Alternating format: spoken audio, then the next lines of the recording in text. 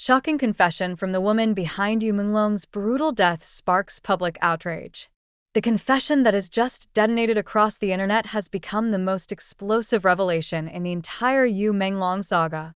For months, fans believed they had finally reached the darkest point. The manager's abuse, the friend's betrayal, the leaked videos, the tormented final days, and the silent suffering that left millions grieving. But no one, not even the most dedicated followers of this twisted saga, anticipated the chilling truth now emerging from the lips of one woman who has stepped forward with a confession so devastating that the entire world is screaming for justice.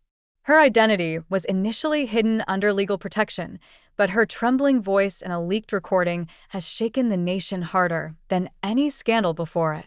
This woman, once thought to be a minor figure orbiting the chaos, has now admitted to playing a direct role in the brutal events that pushed Menglong to his final breaking point. The confession is not a simple admission. It is a raw, emotional retelling of moments so horrific that even investigators were stunned. As she spoke, eyewitnesses described her voice cracking like shattered glass, trembling as if she was reliving every moment she had tried so hard to bury. But the truth can no longer be buried. Not after what she revealed. She began by explaining how she became entangled in the toxic world surrounding Menglong. She claimed the manager manipulated her from the beginning, convincing her that Menglong needed discipline and reality checks to prevent him from becoming spoiled by fame. In her early statements, she painted herself as someone who initially believed she was helping, someone who thought she was enforcing structure and stability. But as the confession deepened, her tone shattered, revealing the monstrous reality behind those delusions. One of the first shocking scenes she described took place inside a hotel suite where Menglong was staying during a drama shoot. She confessed that she was instructed to monitor him, a word that now sounds sinister beyond measure. She claimed the manager told her to restrict Menglong's rest, limit his meals, and ensure he followed every instruction without complaint. In her words, "I didn't see the pain at first. I only saw the orders." But witnesses say her voice broke completely when she admitted what came next. She described a night when Menglong was so exhausted that he collapsed onto the floor, unable to stand. Instead of helping him, she confessed she dragged him by his arms back to the bed, forcing him upright, telling him he was wasting everyone's time. In the recording, she sobbed while recalling his faint whisper, "Please, just let me sleep." That single sentence has now replayed across social media, breaking the hearts of millions. But the confession grew even darker. She admitted to multiple occasions where she physically restricted him from leaving the room when he tried to escape the suffocating pressure. She claimed he would sometimes reach for the door with shaking hands, eyes glassy and distant, begging to go outside, just to breathe. But she blocked him, repeating the manager's orders like a programmed voice. She said Menglong once pressed his forehead against the door, breath trembling, whispering, "I can't breathe in here." That whisper has become the most haunting line of the confession. In another scene she confessed to, she described a night when Menglong was supposed to attend a major event. He had been crying, quietly, desperately, repeating that he couldn't do it anymore. Instead of comforting him, she admitted she slapped him across the face because the manager demanded compliance by any means necessary. She said the moment she hit him, his entire body froze, and his eyes darkened with a quiet hopelessness she has been unable to forget. "He didn't even look angry," she said through tears. "He just looked defeated, like something inside him had finally died." That single sentence has now triggered a wave of public outrage, with fans declaring that they can no longer stay silent. The confession also revealed how she helped hide Menglong's injuries. She admitted to applying makeup over bruises, swelling, and scratches before events and shoots. She described the way he would sit silently in the chair, staring at the floor, flinching every time the brush touched a tender spot. The confession from the woman behind Menglong's brutal death had already shaken the nation, but the continuation of her testimony has taken the horror to an even deeper, darker level. What she revealed next has left investigators stunned, fans shattered, and the entire internet vibrating with rage. As she continued speaking, Her voice trembled like someone carrying the weight of every sin she had tried to bury. Each new detail peeled back another layer of the nightmare Menglong lived through, and every sentence felt like a blade cutting deeper into the collective grief of those who adored him. She admitted that the abuse did not start suddenly. It evolved slowly, like a poison slipping into his life drop by drop. She described an early moment that now feels like a warning the world missed. She said she once entered Menglong's dressing room and saw him sitting alone on the floor, knees pulled to his chest, burying his face in his hands. His shoulders trembled, and he was whispering apologies to no one. Apologies for being slow, for being tired, for disappointing people.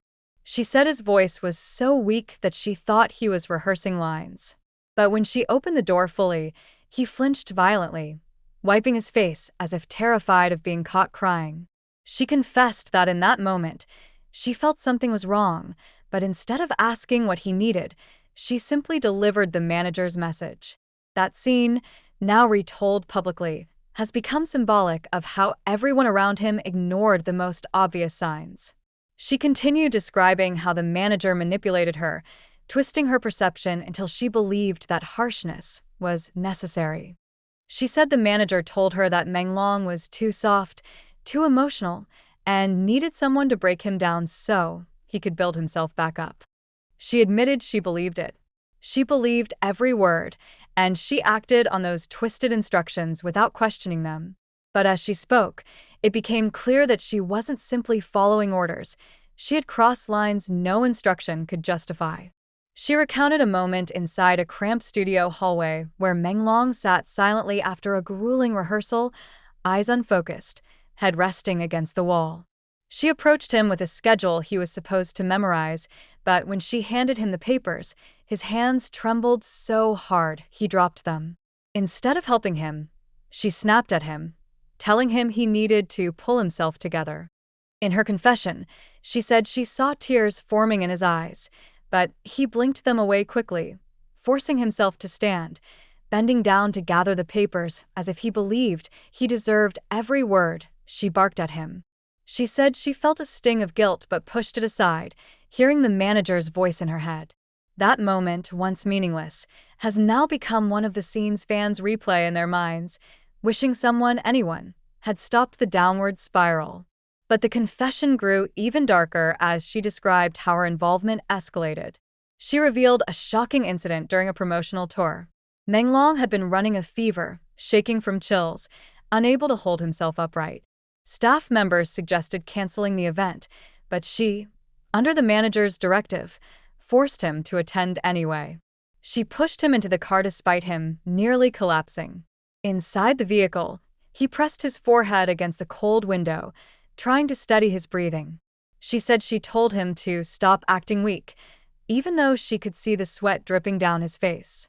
During the event, he smiled through pain, performed flawlessly, and bowed to fans while his body fought to stay standing. When he returned backstage after the performance, he vomited from exhaustion, yet the manager later praised her for keeping him on track. In her confession, she cried as she relived that moment, saying she knew then that what they were doing was slowly killing him. Another confession described a terrifying scene inside the agency building. Menglong arrived late one day, eyes red, breathing shallow, clearly distressed. When she confronted him, he tried to explain that he hadn't slept in 2 days because of anxiety and physical pain. Instead of listening, she grabbed him by the wrist, pulling him down the hallway toward the discipline room. She said he didn't resist. He simply followed, almost like a ghost moving through a world he no longer recognized. She remembers him whispering, "I just need a moment," but she ignored him. That scene has now become one of the most heavily discussed moments online, with fans expressing heartbreak at how isolated he truly was. The most gut-wrenching part of her continued confession was when she described the final week before his breaking point. She said Menglong looked empty during that week, as if every emotion inside him had been drained. He avoided eye contact. He moved mechanically. He seemed afraid to breathe too loudly. She admitted she saw bruises on his ribs, marks she knew were from earlier sessions, but instead of reporting them, She covered them with makeup and sent him to a photo shoot. She remembers applying concealer over a deep purple bruise near his collarbone while he sat motionless, staring at the mirror without recognizing his own reflection. She said he whispered, "I don't even look like myself anymore," and she pretended not to hear it because she feared questioning the manager would destroy her job. Then she described a chilling moment in the parking garage. Menglong was standing alone beside a pillar, leaning heavily on it for support. When she approached, he straightened up quickly, forcing a smile as if masking the pain was second nature. She asked if he was ready for the next meeting. He nodded, but his knees buckled, and he fell hard onto the concrete. She admitted she hesitated, not out of concern but out of fear of the manager's reaction. She dragged him to his feet and forced him into the elevator, ignoring the tears silently rolling down his face. She said that moment haunts her more than any other because she knew then that he was breaking, but she still chose obedience over humanity. Her confession continued with painful details, how she ignored his trembling hands, how she silenced his quiet pleas, how she locked doors, withheld rest, enforced punishments, all while convincing herself that it was for his own good. But when she finally reached the moment where everything went too far, the moment that led to his brutal end, her voice cracked completely. She said that when he fell during the final confrontation, her mind went blank. She saw the blood, the motionless body, the lifeless eyes staring at nothing, and she realized instantly that the damage could never be undone. If you want, I can continue with the next part revealing the public outrage, the government's response, her arrest, or the manager's reaction. The world was still reeling from the woman's shocking confession when the hidden layers of cruelty began to emerge in even more horrifying detail. Li Yansheng, the young star who had captured hearts with his charm and dedication, had been trapped in a nightmare so meticulously orchestrated that it almost defied comprehension. The confession revealed not just moments of abuse, but a pattern of psychological torment so precise it seemed designed to strip him of every ounce of strength and will. Fans who had once cheered for him now watched in disbelief, piecing together the fragments of a life that had been systematically stolen before the public even had a chance to realize it. According to the woman, the manipulation began in subtle ways, almost imperceptible at first. She described late nights where Li Yansheng would be forced to memorize scripts, run lines repeatedly, and respond to rapid-fire questions long after his body had begun to shut down. If he faltered even slightly, she said the manager would enter the room silently, lean close, and whisper words meant to freeze him in place, words that mocked, belittled, and threatened all at once. Each time, Li Yansheng obeyed. Each time, he hid his fear behind a mask of composure that fooled everyone who watched him perform in public. The woman confessed that she had watched him obey because she, too, had been trapped in the manager's twisted world of control.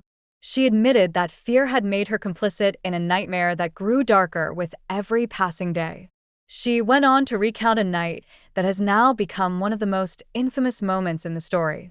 Li Yansheng, exhausted and feverish, had collapsed in his dressing room. She described how she initially froze, torn between compassion and the orders she had been given. The manager's words echoed in her mind. He must endure. He must understand his place. Trembling, she admitted she forced him upright, whispering threats disguised as guidance. He obeyed without resistance, swallowing his pain, masking the tremor in his voice. By the time he walked onto the stage that evening, he was barely alive in his own body, yet he smiled, performed, and bowed to a cheering audience who had no idea of the torment that had nearly claimed him. The confession grew even more harrowing when she described what happened during a promotional event in a foreign city. Li Yansheng had been running a high fever and shaking from exhaustion, but he was forced to appear in public. She confessed that she had pushed him out of the hotel room and into the waiting cars, ignoring his whispered protests. Inside the vehicle, he pressed his forehead against the window, trying to steady his breath. She admitted she told him to stop being weak, even as tears streamed down his face. That night, he performed flawlessly under the bright lights, but as soon as he returned backstage, he vomited from sheer exhaustion. The woman broke down as she recounted the moment, admitting that she had covered up the incident, pretending it was a minor mishap, hiding it from the rest of the staff. "I told myself it was for his career," she said, voice shaking. "But I knew I was destroying him." Another devastating scene she described took place inside the agency's office building. Li Yanxing had been pleading for a moment to breathe, to rest, to feel like a human again. She said he reached for the door, desperate to escape, but she blocked him, repeating the manager's orders like a mantra. "He looked at me," she confessed, with eyes that begged for anyone to help him. "And I didn't." The memory was so vivid, she said it haunted her dreams. "Every time I close my eyes, I see him there, shaking, begging, and I hear my own silence echoing." She also revealed how she helped conceal his injuries, applying makeup to cover bruises, swelling, and marks left from long hours of forced rehearsals and punishments. Li Yanxing would sit silently, staring at the floor, flinching at every touch. She said he once whispered, almost to himself, "Does it look normal now?" He was more concerned about appearances than about his own suffering, a detail that shattered her heart as she realized the depth of his endurance. The confession reached its peak when she recounted the final week before Li Yanxing's collapse. He was exhausted beyond measure, moving mechanically, eyes distant, as if his body belonged to someone else. She described dragging him from one appointment to the next, forcing him to smile, to wave, to answer questions, while his ribs throbbed with pain and his mind fought to stay awake. Each time he stumbled or faltered, she admitted she repeated the manager's harsh instructions, reinforcing a system of control that had become unbearable. She remembered a moment where he pressed his face to the floor, sobbing quietly, whispering, "I can't do this anymore." And yet she admitted she did nothing. She obeyed. She left him there. She repeated the orders. She became a part of the machine that had crushed him. Finally, she confessed the night that had led to the tragic end. Li Yanxing had been confronted in a private room, exhausted, trembling, and on the verge of collapse.